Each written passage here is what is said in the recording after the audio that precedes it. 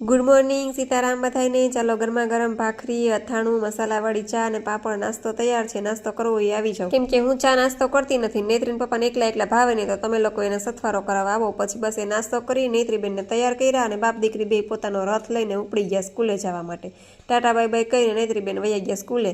બપોરે 12ના ટકોરે બે પાછા આવી ગયા અને જમવામાં આજે આવું હતું, કેમ કે હું આમે રસોઈની તો આળસુડી છું। જમીને આરામ કર્યો ન કર્યો ત્યાં પાછું અમારે 4 વાગે નીકળવાનું હતું, રાજકોટ પ્રોગ્રામમાં જવાનું હતું। એટલે જો થઈ ગયા છીએ રેડી। નેત્રીને તૈયાર કરી અને મેં તો કાંઈ મેકઅપ બેકઅપ કર્યું નથી, કેમ કે 4 વાગ્યામાં મેકઅપ કરી તો ગાડીમાં અડધો મેકઅપ ઓગળી જાય। જેવા તાળું મારીને બાયણા નીકળે ને તો પાણીપુરી વાળાને અમારા બેન દેખી ગયા, એટલે હળી કાઢતી સીધી કે હાલો મને પાણીપુરી ખવડાવો। તો ચાલતા જો બેને પાણીપુરી લેવડાવી, એના માટે પાર્સલ લઈ લીધું, કેમ કે ખાઈ તો વાર લાગે ને ગાડી ઓલરેડી આવી ગઈ હતી। એટલે જો બધા રાહ જોઈને જ ઊભા હતા અમારી।